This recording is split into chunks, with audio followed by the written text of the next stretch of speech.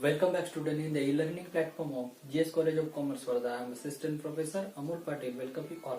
तो आज का ये लेक्चर बीकॉम फोर्थ सेम के लिए सब्जेक्ट इनकम टैक्स है और आज के लेक्चर में हम हाउस प्रॉपर्टी का न्यू एग्जांपल डिस्कस करने वाले हैं, जिस केस में लेट आउट प्रॉपर्टी हमारे पास कितने हाउस के, 2 हाउस के। अगर 2 हाउस की लेट आउट प्रॉपर्टी रहती है उसमें भी अनरियलाइज रेंट और वैकेंसी पीरियड रहते हैं, तो उस केस में एग्जांपल को कैसे सॉल्व करते हैं ये आज हम ये वीडियो के इसमें देखने वाले हैं। तो चलो एग्जांपल आपको इसी डिस्क्रिप्शन के नीचे मिल जाएगा, उसको डाउनलोड कीजिए और डाउनलोड करने के बाद मेरे साथ एग्जांपल को सॉल्व कीजिए ताकि आपको और आसानी हो जाए एग्जांपल सॉल्व करने से। ठीक है, चलो एग्जांपल को मैं पढ़ लेता हूँ थोड़ा सा।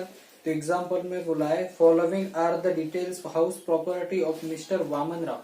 वामन राव के पास कितने हाउस प्रॉपर्टी है, तो यहाँ पे particular house number 1, house number 2, तो 2 हाउस का इसने क्या किया, मतलब हमें डिटेल्स गिवन है इसलिए हमने 2 कॉलम का हमने क्या कर दिया, हाउस प्रॉपर्टी के 2 कॉलम बना दिए। ठीक है, पर्टिकुलर में हमें गिवन है फेयर रेंटल वैल्यू है, एनुअल रेंट है, म्युनिसिपल रेंट है, म्युनिसिपल रेंटल वैल्यू है, स्टैंडर्ड रेंट है, एक्चुअल रिपेयर्स एक्सपेंसेस है, ग्राउंड रेंट है, कलेक्शन चार्जेस है, इंटरेस्ट ऑन लोन है, वैकेंसी पीरियड है, बेनिफिट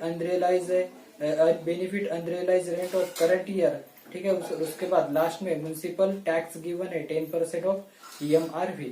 तो उसके बाद एक पैराग्राफ गिवन है और पैराग्राफ में लोन की अमाउंट यहाँ पर दी हुई है। तो हम सबसे पहले क्या निकालते हैं, तो यहाँ से 4 वैल्यू का कंपैरिजन करके हम हमारा ग्रॉस एनुअल वैल्यू को यहाँ पर निकालते हैं। तो चलो ग्रॉस एनुअल वैल्यू निकालने से पहले चलो पहले क्या लिखते हैं, हम पहले लिखते हैं म्युनिसिपल वैल्यू। तो यहाँ पर लिखेंगे म्युनिसिपल वैल्यू। ठीक है, और उसका कंपैरिजन किसके साथ करते हैं, फेयर रेंट के साथ। तो फेयर रेंट वैल्यू, 2 वैल्यू हम यहाँ पर लिखेंगे, एक है म्युनिसिपल वैल्यू और दूसरी फेयर रेंट वैल्यू। तो म्युनिसिपल वैल्यू हमें गिवन है पहले हाउस की 1,60,000, पहले हाउस की जो म्युनिसिपल वैल्यू गिवन है 1,60,000 और सेकंड हाउस की जो गिवन है 2,95,000, जो वैल्यू गिवन है कितने, 2,95,000। ठीक है, और फेयर रेंटल वैल्यू पहले हाउस के गिवन है 1,54,000 और दूसरे हाउस के गिवन है 2,80,000। कितने, 2,80,000। इसमें से कौन सी लेनी है, विच एवर इज मोर। तो यहाँ पे हम लिखेंगे which ever is more. Which ever is मोर की वैल्यू गिवन है, तो कितने आएंगी which ever is more, which ever is high.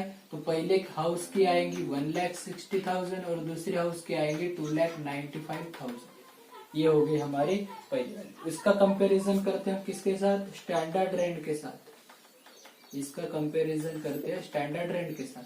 तो स्टैंडर्ड रेंट हमें एग्जांपल में गिवन है, तो स्टैंडर्ड रेंट पहले इसमें 1,57,000 और यहाँ पे यानी का मतलब होता है नॉट अप्लीकेबल, मतलब यहाँ पर वैल्यू नहीं है। तो इसमें से क्या लेते हैं हम, विच एवर इज लेस, और जो भी वैल्यू हमें मिलती है उसको हम क्या करते हैं, expected rent.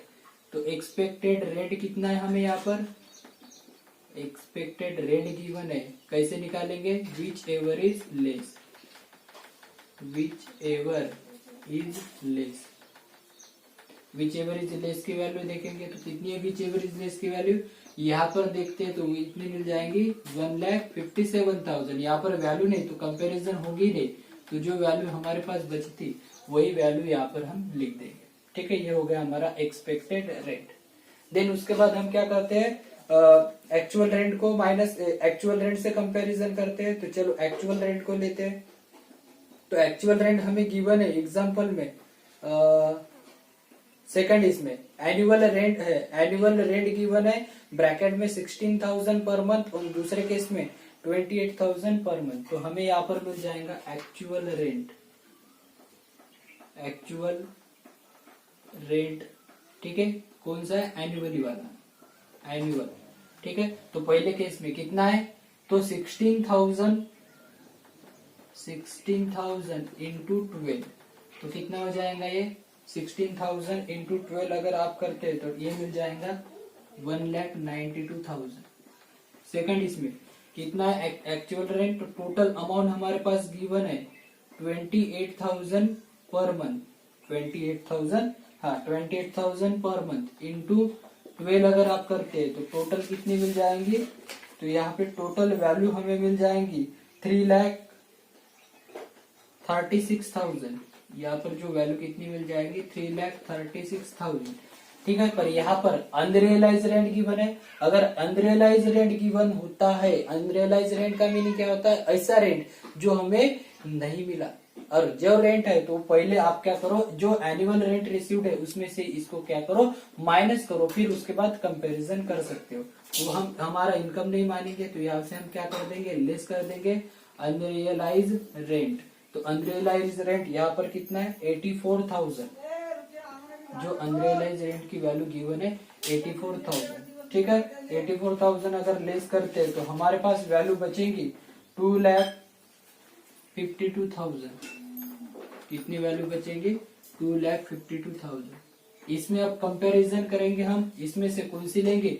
Which ever is more value, whichever is more value. तो whichever is more value लेते हैं तो इसमें कितनी आ जाएंगी? 1,92,000। और इस केस में कितनी आ जाएंगी? 1,92,000 और यहाँ पे 2,95,000। इन दोनों का कंपैरिजन हमें करना है। ठीक है, कितनी मिल गई? 2,95,000। देन उसके बाद अगर हमारे पास वैकेंसी पीरियड रहता है तो ये वो हमारा एक्चुअल रेंट रिसीव नहीं हुआ, टोटल एक्चुअल रेंट रिसीव हो गया। इसमें से हम वैकेंसी पीरियड को क्या कर देंगे? माइनस कर देंगे। अभी वैकेंसी पीरियड क्या होता है? वैकेंसी पीरियड का मीनिंग वो है कि हमने जो रेंट पर दिया था कुछ महीने हमें क्या मिला? रेंट मिला नहीं, उस केस को हम वैकेंसी पीरियड कहते हैं। ठीक है, जिस महीने में, जिस मंथ में हमारा रेंट जो है वो घर जो है वो क्या रहा? वैकेंट रहा। इसका मतलब खाली रहा। तो खाली रहा तो अपने को सैलरी मिलेगी क्या? नहीं मिलेगी। तो वैकेंसी पीरियड को, वैकेंसी अलाउंसेस को इसमें से क्या कर देंगे? हम लेस कर देंगे। तो डायरेक्ट वैकेंसी अलाउंसेस,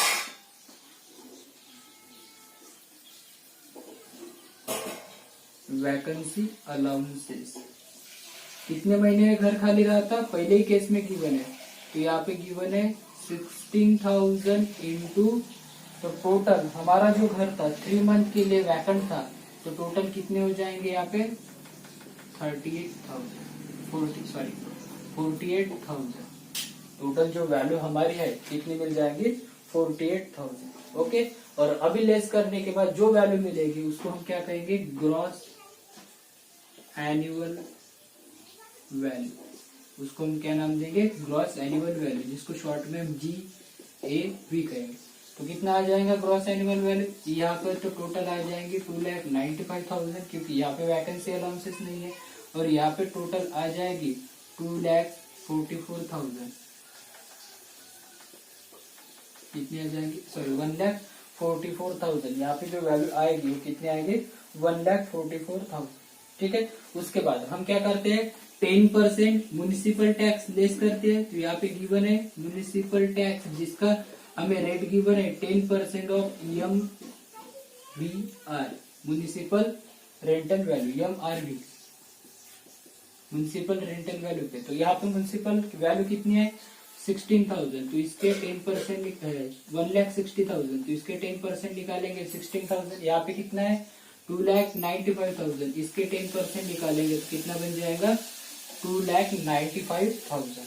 ठीक है, इसको माइनस करके जो वैल्यू निकलेगी उसको नाम क्या देंगे हम? Net annual value. उसको नाम क्या देंगे? Net annual value. तो यहाँ पर कितनी आ जाएंगी? 2,28,000। यहाँ पे जो वैल्यू निकल के आ जाएंगे कितने रह जाएंगे? 2,28,000। और यहाँ पे जो वैल्यू निकल के आएंगी टोटल कितनी रह जाएगी? यहाँ पर जो वैल्यू है टोटल देंगे 2,65,000, 2,65,500। देन इसके बाद नेट एनुअल वैल्यू, जिसको हम क्या कहते हैं? NAV कहते हैं। इसमें से 2 डिडक्शन हमें मिलते हैं। पहला डिडक्शन अंडर सेक्शन 24A वाला और B वाला, 24A और B वाला। ठीक है, तो A में क्या रहता है हमारा? Standard deduction.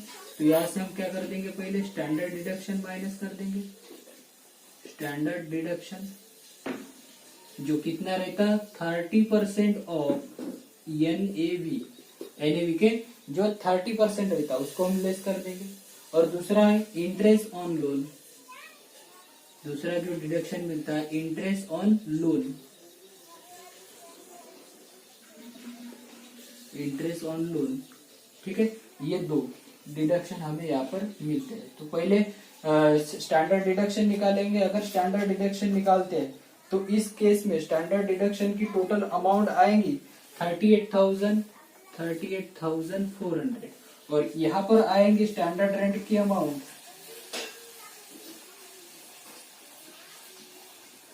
79,650। ये हो जाएंगे हमारी स्टैंडर्ड रेट। उसके बाद इंटरेस्ट ऑन लोन क्वेश्चन में गिवन है, इंटरेस्ट ऑन लोन हमारे पास गिवन है इस केस में 48,000 और इस केस में 98,000।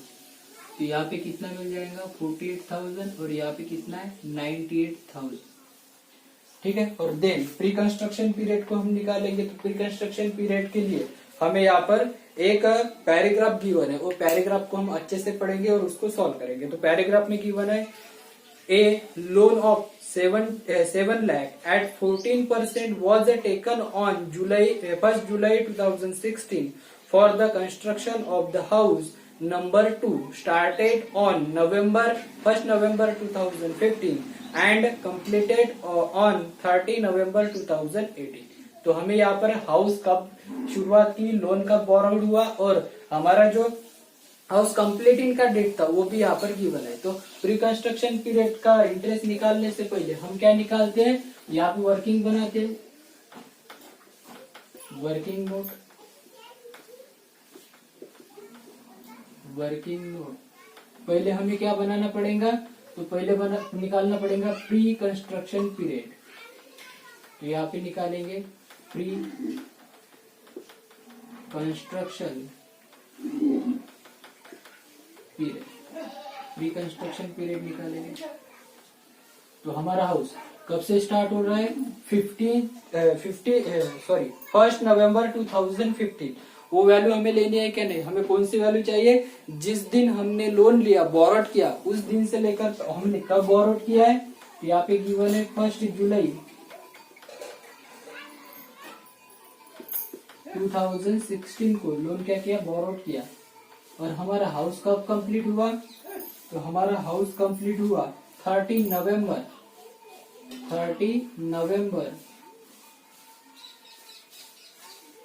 2018 को कंप्लीट हो गया।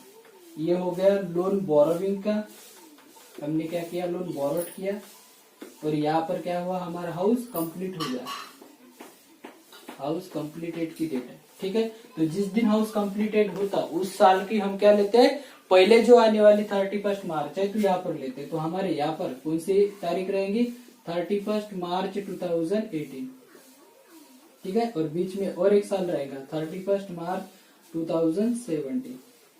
अगर इसका ड्यूरेशन निकालते हैं तो ये ड्यूरेशन में कितने मंथ हो जाएंगे 9 मंथ और ये ड्यूरेशन टोटल कितने हो जाएंगे 12 मंथ, ठीक है। और इसका डिडक्शन तो मिल ही जाएगा करंट ईयर में। तो ये टोटल 9 मंथ और 21 मंथ मतलब टोटल 12 मंथ मतलब टोटल 21 मंथ का हमें क्या यहाँ पर प्री कंस्ट्रक्शन इंटरेस्ट का पीरियड हो गया। तो उसका हम कैलकुलेशन करेंगे, तो उसका इंटरेस्ट निकालेंगे। पहले तो टोटल इंटरेस्ट निकालना है, पहले हम क्या करेंगे, टोटल इंटरेस्ट को निकालेंगे। टोटल इंटरेस्ट कैसे निकालते, टोटल अमाउंट हमारे पास गिवन है, उसका फार्मूला है, टोटल अमाउंट कितनी है 7 लाख इंटू रेट कितना है, तो रेट गिवन है हमें 14%, रेट कितना है 14% इंटू और कितने मंथ के लिए है 21 मंथ के लिए है, कितने मंथ के लिए है 21 मंथ के लिए, ठीक है। तो इस केस में हमारी जो वैल्यू निकल के आ जाएंगी टोटल वैल्यू, तो टोटल इंटरेस्ट हमारा रहेगा मतलब टोटल कितने मंथ का 1 ईयर 9 मंथ का टोटल इंटरेस्ट हमारे पास आएगा 1,71,500। टोटल कितना निकल के आ जाएगा 1,71,500। और इस टोटल इंटरेस्ट को हम कितने 5 इंस्टॉलमेंट में डिवाइड करते हैं और वो 5 इंस्टॉलमेंट हम हमारे साल में बांटते रहते हैं। तो यहाँ पे हम क्या कर देंगे, फर्स्ट एक ईच इंस्टॉलमेंट निकालेंगे, ईच इंस्टॉलमेंट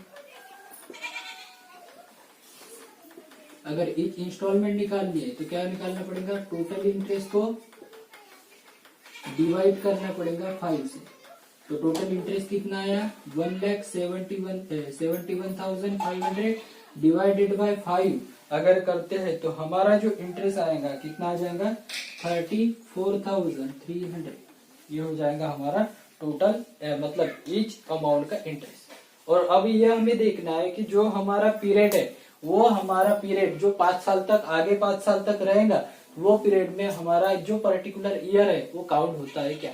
तो यहाँ से स्टार्टिंग होगी उसकी 1 अप्रैल 2018 से लेकर 90 का पहला साल, 19 से 20 दूसरा, 20 से 21 तीसरा। तो हमारा 1920 इसमें आ रहा है। तो यहाँ पे हम क्या करेंगे, प्री कंस्ट्रक्शन इंटरेस्ट देंगे।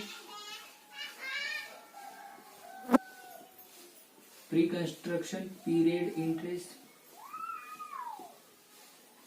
हमारा पहले हाउस में तो नहीं आएगा, दूसरे हाउस में आ जाएगा कितना, 34,300। कितना आ जाएगा, 34,300। और माइनस करके जो अमाउंट बचेगी वो हमारा बच जाएगा इनकम फ्रॉम हाउस प्रॉपर्टी।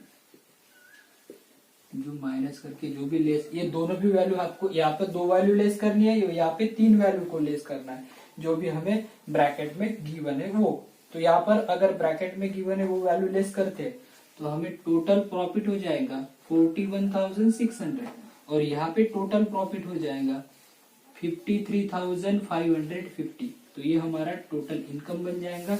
इस केस में तो ऐसे आपको एग्जाम्पल सॉल्व करना है, ठीक है। तो इसकी टोटल बराबर कर लो और टोटल अगर कहीं पे थोड़ा मिसमैच होता है तो उसको थोड़ा सा देख लो अपने हिसाब से कि उसको कैसे कैलकुलेट किया और कैसे यहाँ पर इसका वैल्यू को निकाला, ठीक है। आगे का एग्जाम्पल हम बाद में देखेंगे।